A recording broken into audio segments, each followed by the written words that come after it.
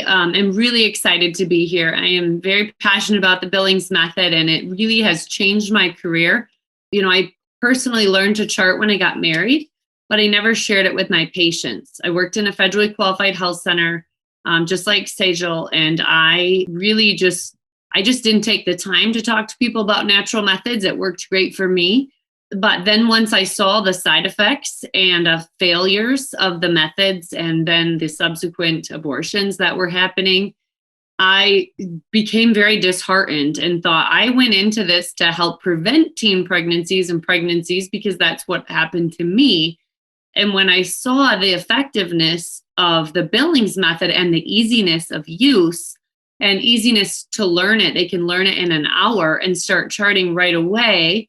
Obviously, there's that time where they're learning and they need to abstain. But what I found was that anyone can learn this. And when I looked at the studies that were done, it was very impressive at the large amount of women and couples that were able to use this either to achieve pregnancy, like with an 80% effectiveness within the first few cycles, or even prevent pregnancy with 99% effectiveness. It was really impressive. So I immediately figured out, how am I going to teach my patients this? And so I started to teach my patients.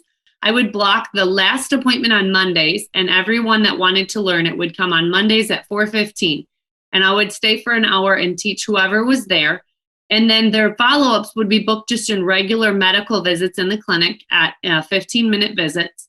So that first visit I billed as a group visit, like for time. It was a 60-minute visit, and then a level 5. And then I would bring them back, and then I would bill subsequent visits just like any other medical visit, using a natural family planning code. And then over time, what I was finding was that the effectiveness was beautiful. I didn't have any unplanned pregnancies within my practice, which was great. A lot of my partners wanted me to keep track of my numbers. They thought that I was going to have some unplanned pregnancies. So that was a great thing. And then what I found, though, was that I started over the years, in the next 7 years of using this, and Mary was a great mentor of mine, Dr. Martin, just in helping me. She had been doing this for many years before me. And so helping me understand that she was now using these charts to diagnose and treat medical conditions. And so as I saw some abnormalities, they could still apply the rules. They could still use them to prevent pregnancy or achieve pregnancy. But what I started to find was that now I could dig deeper and dive deeper. So if you're overwhelmed by any of these, just hang in there. And I hope today just to share a process with you that's really worked well for me as I present these cases. So I'm hoping that you can do the same. I am pretty passionate about adolescence as well because of my story of being pregnant as a teenager. And so my first case is an adolescent. So we have here a 14-year-old, almost 15. I should say that she was a couple weeks away from her 15th birthday. But she was presented with her mom for mood changes. Now, she has a known cognitive impairment and a low IQ of 70. Her primary care doctor had recommended SSRI treatment because she was having some anxiety. And mom was just unsure and wondered if there was another option. And so she also recommended a referral to a pediatric endocrinologist in the past. And that had been done a couple years prior because of her short stature.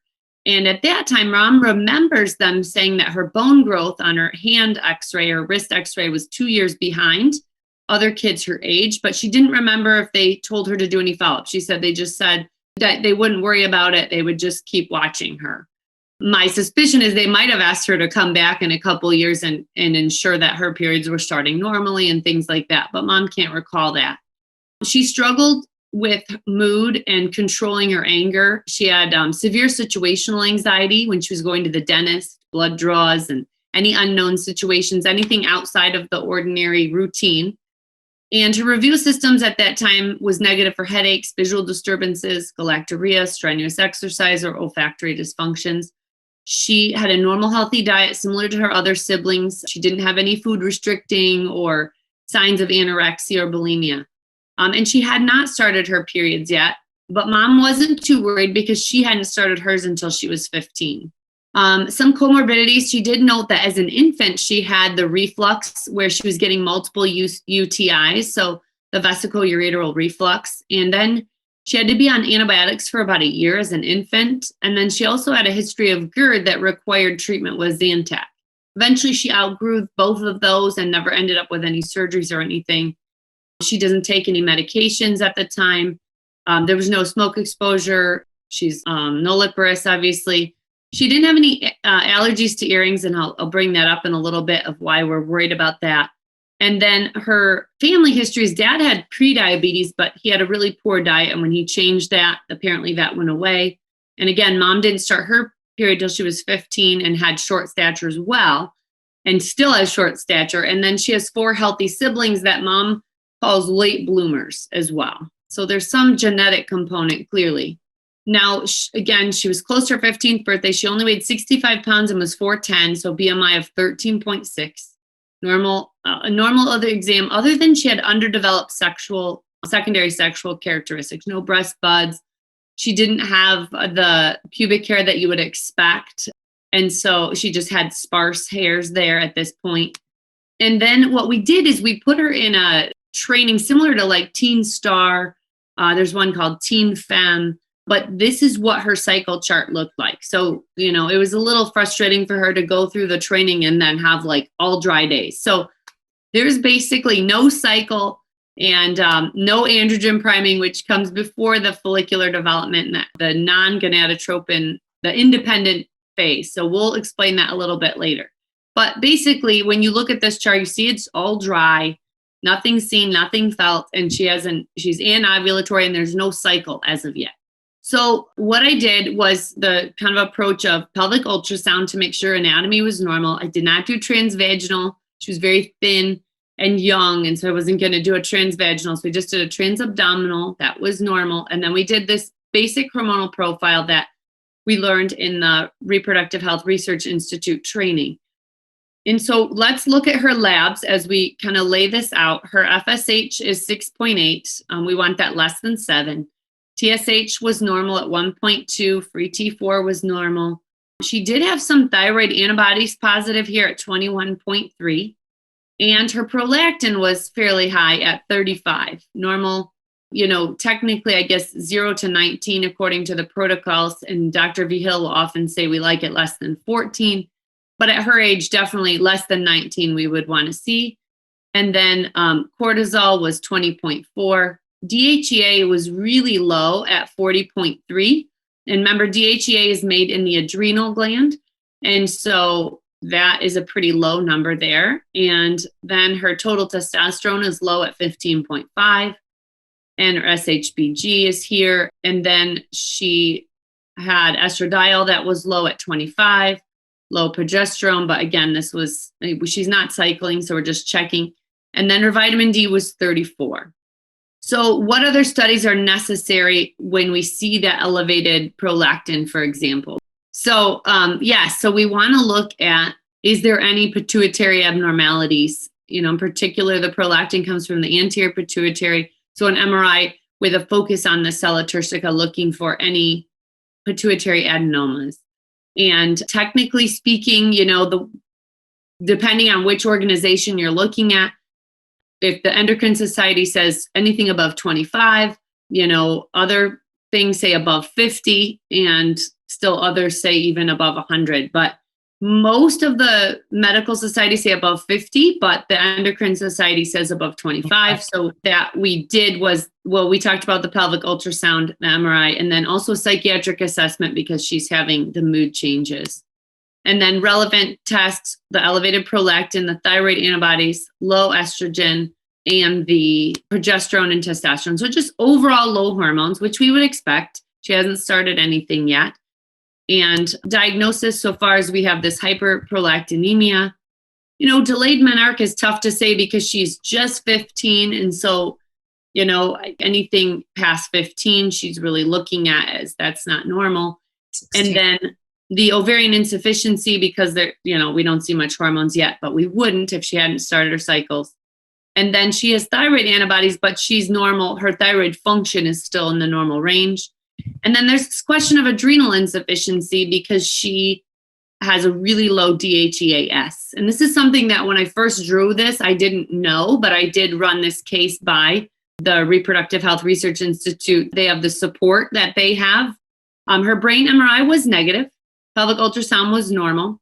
And she originally was treated, actually, this case was a nurse practitioner who initially had her as a patient. And then she tried to use the cabergoline, and in the US, it's not, the FDA hasn't approved it in the pediatric population. And so she was moved over to bromocriptine. And the goal, we titrated her to keep her prolactin between 4 and 11. And she was only treated for like 6 months to a year. And her menses started after 1 month of treatment. So just after 1 month of treatment, she started having bleeds. And she saw an improvement in her anxiety, less fighting with her siblings, and she was doing well. That nurse practitioner had also done food allergy testing, which revealed a gluten allergy. And because weight gain was such an issue for her, we started her on a high-fat diet and also gluten-free. And she did really well with that as well. And then her follow-up labs, as you can see, we repeated everything. And you can see that the prolactin we overshot it just a little bit. It came down really low. So we did back off the dosing and get her to maintain between 4 and 11, her prolactin levels. And she was checked every month for, like I said, she was in my previous practice, so I don't have all her records, but it was about 6 months to a year. The thing that I didn't catch at the time was this very low DHEAS level. Again, looking at adrenal insufficiency, I should have looked at it back then, but I didn't know to do that at the time. And then again, testosterone's really low, and DHEA we know is a precursor, so that makes sense.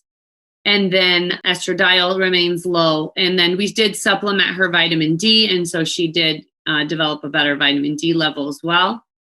So the plan originally was to repeat her hormone studies, and then we would start potentially hormones as needed for helping her, because we know how important these hormones are in brain development, and especially in a girl that already has cognitive impairment. But I left my practice and she didn't follow up until she was 17.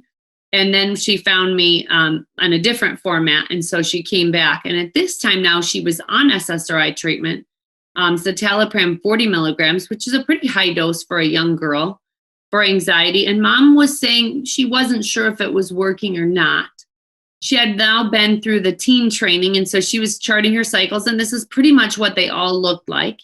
Her new vitals, again, she's 5'2" now, 82 pounds, and her BMI is now 15. So it's a little bit better, but still pretty low. She has an unchanging pattern of dryness. That's her BIP. She is having a cycle, but it's anovulatory, no ovulations. Right. And her cycles are short, only 21 to 25 days. Okay, and then her new labs now at age 17, and off bromocriptine now for a year or 2 years now, at least, let's see, 15, 16, probably about a year she's off bromocriptine. So now her prolactin is 8.6. So, that has corrected itself. FSH is a little elevated at 7.3. Thyroid is still in the normal range at 2.27, but it's something that we're watching. And then her DHEAS is 63. So it's a little bit better, but it's still very low. 150 to 250 is that normal range that we want to see. And her total testosterone is better at 24. Her free testosterone is low. So the available testosterone to her is still low. And her estradiol is better, 53. And her vitamin D is 33 now. She had stopped taking her vitamin D. How do you explain the anti-TPO lowering? The nurse practitioner that was taking care of her is very good with understanding of Hashimoto's thyroiditis. And she had read a book by Isabella Wendt called Reversing Hashimoto's in 90 Days. I don't know if anyone's heard of that protocol, but basically what she puts people on is a gluten-free, dairy-free diet, and often finds that antibodies will go away by changing the diet. And so she explained that with diet changes. And again, she had still continued this gluten-free diet at this point now. It looks like maybe that was taken care of by just making a few diet changes potentially. And then we weren't able to get a full OGTT. I really wanted to get the oral glucose tolerance test, but I can mostly convince most people to get it, but in this case, no go. She really hates blood draws. It's a huge source of anxiety for her. So I was only able to get the fasting insulin and the fasting sugar, and those were both normal. And so again, I do wonder with dad's history if there's anything there, especially thin girls, but I think so far her chart doesn't look, it looks okay. And from that standpoint. So the other thing is she had, I guess, otherwise the thyroid globin antibodies were now less than 1 and everything else was fairly normal. So the couple comments just to make on this case that Dr. Behill helped me with was that androgens are essential for that first phase of follicular development. So the gonadotropin independent phase. So we always think of estrogen as that source. Remember, we see the blips of estrogen and they give us the mucus on the chart. And then that if the estrogen gets high enough, the FSH gets to threshold, we get this beautiful LH surge and we get this ovulation. Well, what has to happen prior to that, in the 10 weeks prior to that, is that you need androgen levels in order to start that priming process in the first place. And so that is where the anovulation is likely coming from, that DHEAS is so low at only 60. So in this case, we went ahead and started her on DHEAS, but also looked at things that could cause this adrenal insufficiency. So autoimmune disease causing adrenal insufficiency. We did an ANA that was normal, SUD rate that was normal. And we looked for anti-adrenal antibodies as well, and those were negative, just in case we were seeing something with the adrenal gland. The other thing that was recommended when the case study or case conference was done was just looking at a karyotype. This patient has a history of cognitive impairment, growth restriction, primary amenorrhea, and so we're just looking for a genetic syndrome, and she has not been able to get that done yet. So that I'm curious to see if there's anything else going on. Interestingly, though, since we started her on the DHEA, she's already grown like a half an inch. And she's not quite yet identifying any any ovulatory cycles, but I'm curious if that will start to happen. If you go to the RHRI website, you can find these links to these articles. This first one is from the National Institutes of Health.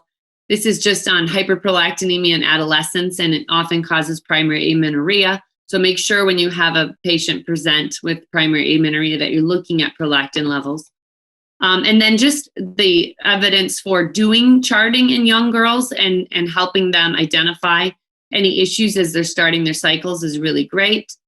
And then there's because of her very low body mass index, the kisspeptin and the role of that. And then the influence of sex steroid hormones on the adolescent brain. And so that's where in follow-up, if she's not developing these normal ovulatory cycles, what we're going to be thinking about is, do we need to use priming with estradiol? Do we need to use any progesterone support? Do we need to do any of that for her as well, in particular to help her brain develop? And again, these are a couple other articles, just usefulness in the pediatric and adolescent population.